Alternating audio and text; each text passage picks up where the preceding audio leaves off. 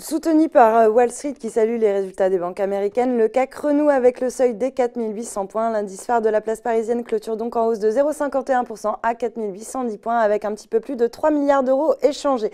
La prudence reste tout de même de mise alors que la première ministre britannique Theresa May est à nouveau visée par une motion de défiance après avoir subi la veille un échec cuisant sur la ratification de l'accord prévoyant la sortie du Royaume-Uni de l'Union européenne. Sur le front des valeurs, le secteur bancaire lui a été particulièrement recherché aujourd'hui, dopé par les résultats meilleurs que prévus de leurs consoeurs américaines Bank of America et Goldman Sachs.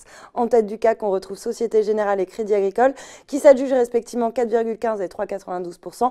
BNP Paribas complète le trio de tête du palmarès avec un gain de 3,32% à 21,32 €. Peugeot est également très bien orienté alors que l'an passé, Peugeot a gagné 4 points de part de marché en 2018, donc à 16,2%, aidé notamment par l'intégration de Opel et par de très bonnes performances des marques Peugeot et Citroën en croissance de plus de 5%.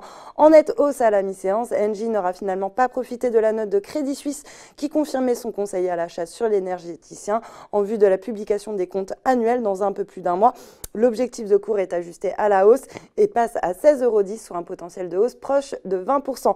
Atos et Worldline profitent de rachats à bon compte après avoir été pénalisés en début de semaine par une note de Crédit Suisse qui a revu à la baisse ses objectifs de cours sur les deux titres. Atos, qui est d'ailleurs l'un des leaders internationaux de la transformation digitale, a été reconnu pour la 3e année consécutive comme le leader mondial des services dans le domaine de l'Internet of Things par Everest Group, une société de conseil et de recherche. Enfin, Esker se distingue à la hausse après l'annonce d'un chiffre d'affaires en hausse de 14%. Dans son sillage Odo, BHF réaffirme sa recommandation à l'achat sur la valeur et ajuste son objectif de cours de 73 à 77 €.